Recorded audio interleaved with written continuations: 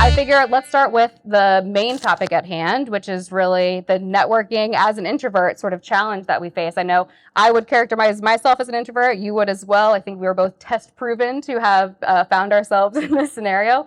And networking can be really hard and uncomfortable and awkward. And I think, let's just start there. What advice do you have when you're coming into a scenario where you're feeling that introversion maybe holding you back, but you want to be able to show up and make the most of these types of opportunities? Well, when I got here, I purposely went the long way so I didn't have to see anyone on the way to the restroom. So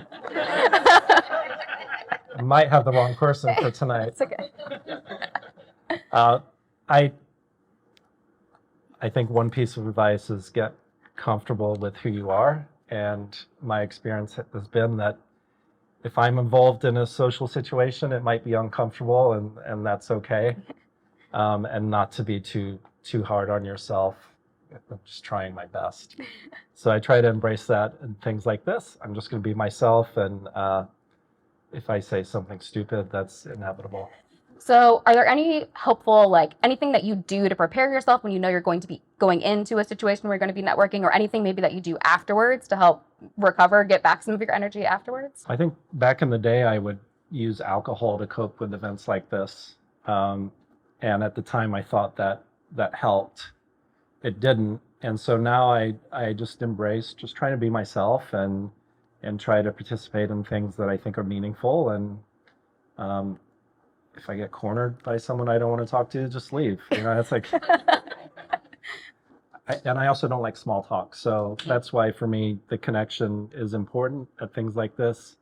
If we mingle later, I'll try to get to know the person and try to talk about something that is beyond just surface level chit chat, because I'm not interested in that. And I think I'm much better at it as a sober person. And then in terms of energy, I get energy from being alone and from stillness and quiet. And so that's what I'll do later is sit alone in the dark room. With no one, do nothing. That's fair. Well, I also think too, one thing that you do really well that I have seen in action and have learned over time too is just bringing a genuine curiosity to the other person. If you can get really curious about them, focus on the person you're talking to, that can make it easier. And I definitely see that in action from you and have picked that up from you over time. One thing that I know from networking, which is where I really fall down, is actually the follow-up afterwards. I'm bringing all of the awkwardness anyways when it comes to the actual in-person moment. Then I have to go away and regroup and find, myself again afterwards. But then it's the follow-up afterwards, being intentional about that piece where I feel I really fall down. Any sort of advice or thoughts that you have? Anything you try and do when you're doing the post-event follow-up with someone? Can you elaborate? You mean just following up with someone you met? Yeah, you met someone at an event, you've had that first sort of interaction of connecting with them, but maybe you want to reach back out, you want to have another conversation, you want to keep that connection going since you've already invested the time and energy in meeting that person or spending some time being curious about them at one event. How do you maybe follow up or keep that conversation going afterwards? Yeah, I think you put an introvert behind a screen and they're unstoppable. Yeah, because you can reach out email or LinkedIn or text or whatever. I find that part much easier than the real life human interaction. And certainly what I've learned in my career is that it is unfortunately about who you know. And so I have invested authentically in human relationships, partly because it's self-serving, but also because I want to be connected with people that I find interesting. So the follow-up part has been more fun for me because it's not face-to-face, it's easier. But also, you get to meet some cool people. And I like interacting with people more one-on-one than in big groups. And I think that's a lot of introverts come out of their shell when it's just one-on-one or a very, very small group. And so I tend to flourish in that area, I think. Nice. So I'm going to push us in a slightly more extreme sort of situation here. So not just networking, but say you're in a scenario where you have to be doing some public speaking like we're doing right now. How would you, maybe particularly for this event, how are you feeling? How are you preparing? How do you get yourself ready when you know you're going to be in a situation where you're really pushing yourself outside of your comfort zone? Well, this involved you, so it was very prepared. I had a whole Google Doc outlining what needed to be done. that part was easy. It doesn't mean I was not nervous driving down and there were not thoughts of what if I make a fool of myself? What if I have a nervous breakdown in front of everyone? Like all of those things.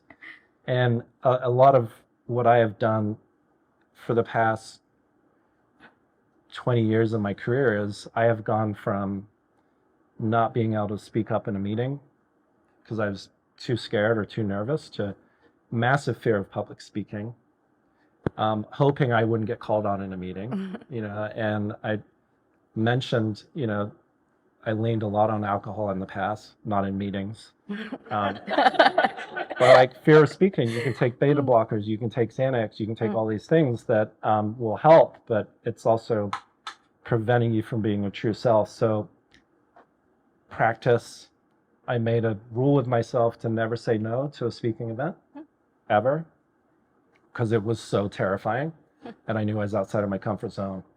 And then just positive affirmation. The dialogue you have with your head, that there's the side of it that's telling you that you have nothing meaningful to say, or you're going to do a terrible job, or you're going to stutter, or whatever. And there's the other side of like, you've done this 20 times before, it's going to be fine. Just get up there and deliver the message. And over the years, that positive message starts to overrule the negative one. But I say that with someone that has years I'm probably the oldest person in this room. So like, I have years of doing this.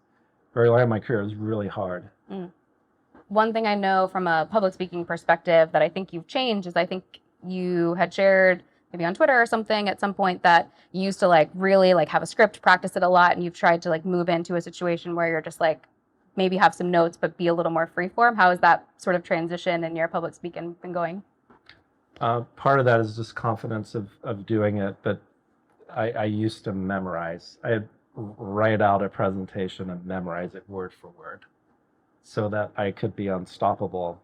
But then I was also robotic. I'm already kind of robotic to begin with, so it's like even worse. Very monotone. And as a we're all leaders here. As a leader of a team, I want to make sure that I'm able to represent them well. And that's a lot of what I've put into the fear side of this, is not wanting to let down a team or others because you are the spokesperson or have the authority to speak. So that has certainly driven me to become better. And I'm to the point now where I'd much rather just sketch out an outline with the key talking points and just go with it. And most of the time it works, and there are times where it's like, that just was wrong. But I found as long as I'm trying my best, that also negates any negativity that happens inside the head.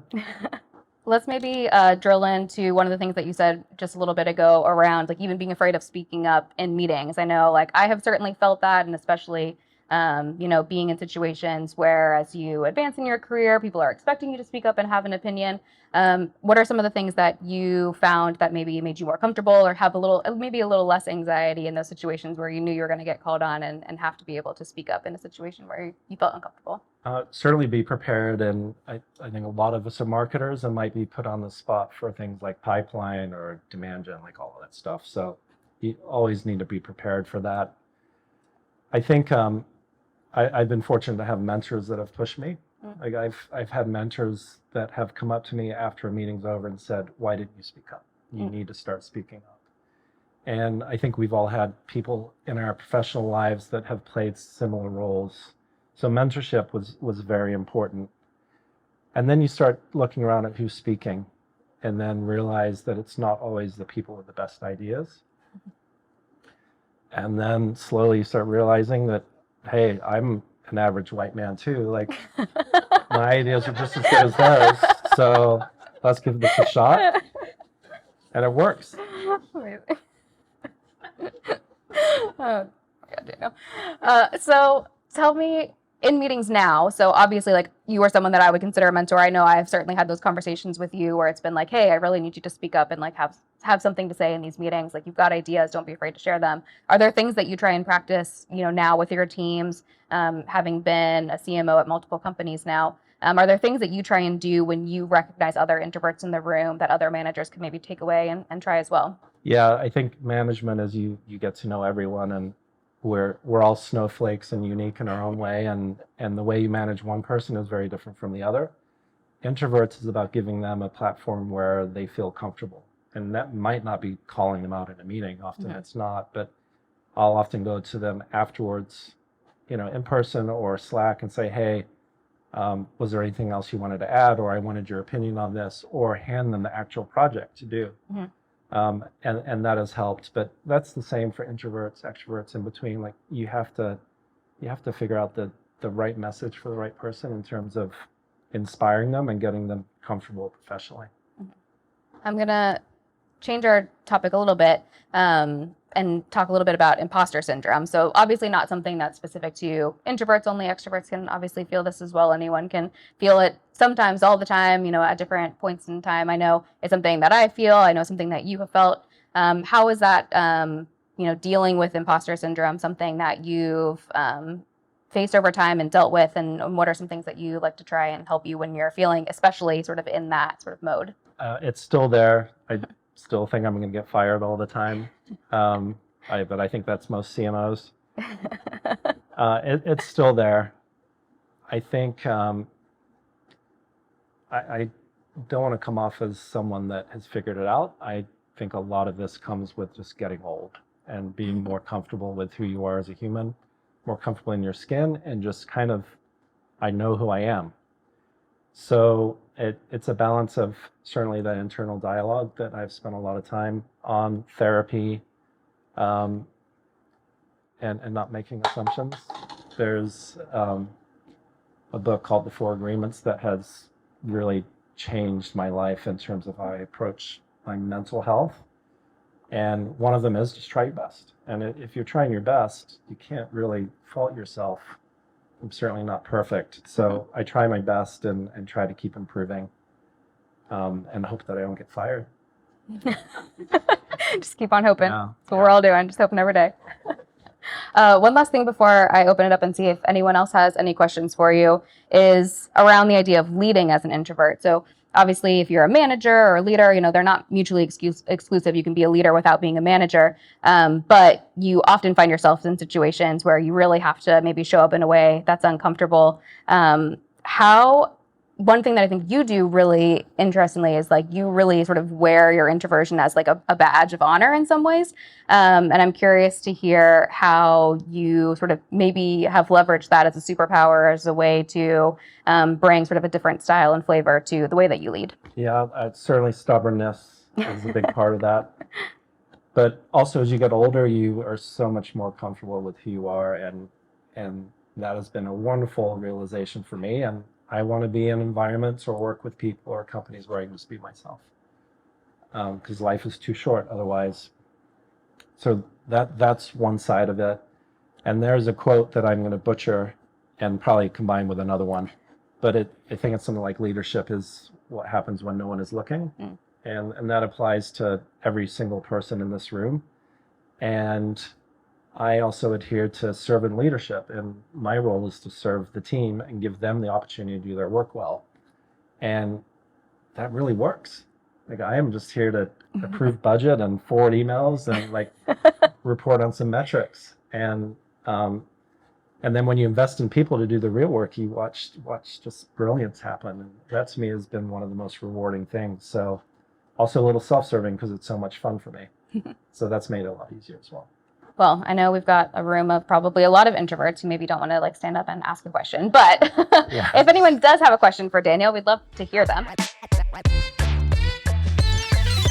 Kind of stumped me. You have to get to know the person. Yeah. Introverts we're not just one group with the same personality. I know you're not saying that. Because what might work for me wouldn't work for someone else. I think just be sensitive to the fact that noise in the sense of over communication and talking and events and mingling is incredibly draining.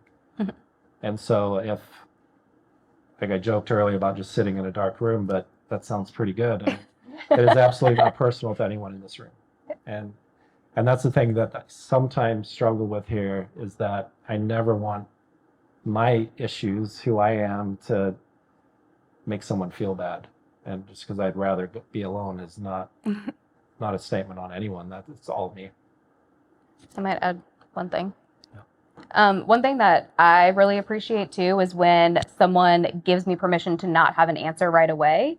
I think that's always really valuable. Like if you can just like open up the door, like, hey, I need to talk to you about this thing, but like if you need time to think about it, I'm definitely someone as an introvert, like I want to make sure that I've like put some thought into it and I've like found my perfect words before I come back. And so being upfront about giving permission, like, hey, take your time, step away, come back to me later, I find that to be really helpful too.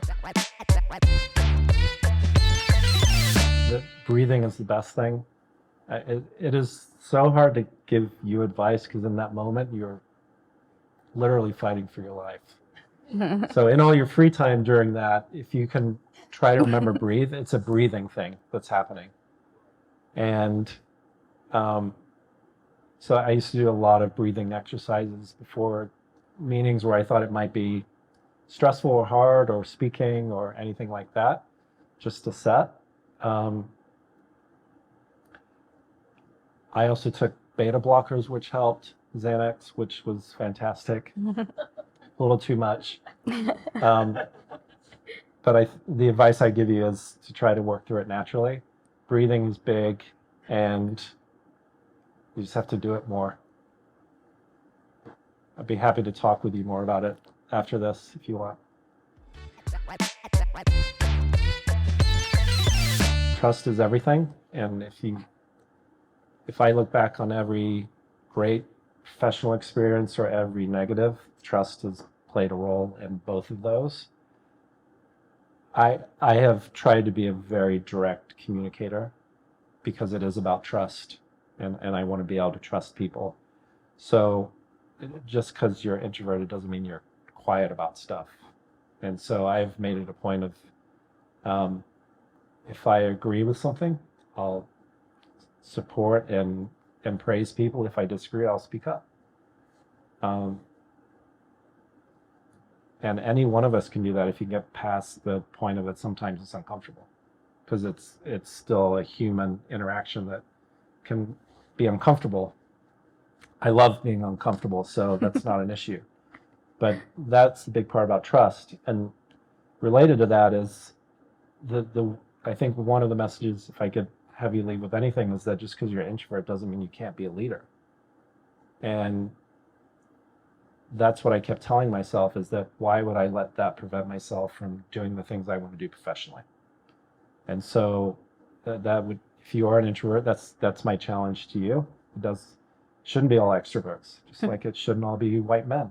I mean, anyone can do this. Anyone has the talent to be a leader. It shouldn't be prevented just because you're an introvert.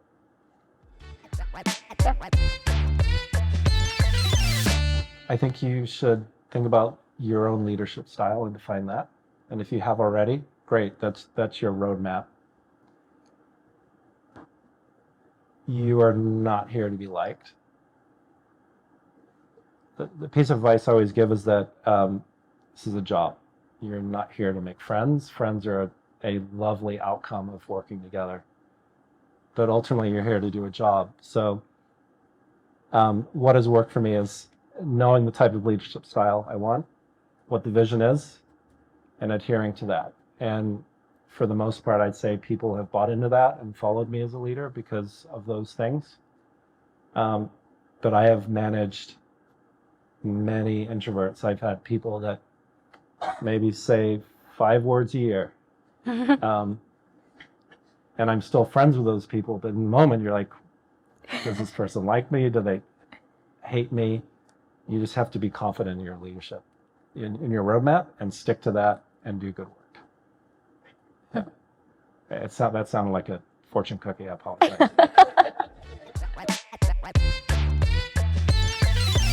You're going to make a lot of friends and colleagues. A lot of them you won't talk to, right? And I would say one, kind of take that approach. I'm almost 50, so I've worked with thousands of people. I don't talk to most of them, but there are a number of people sitting here right now that I have worked with that are really good friends. So I would say you're going to invest in people that don't invest back.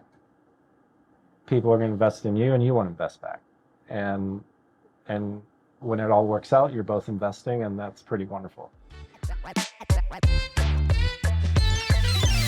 Early morning and late at night. So I have kids too, so there's a very small window in the morning where it's just my time, and then in evenings.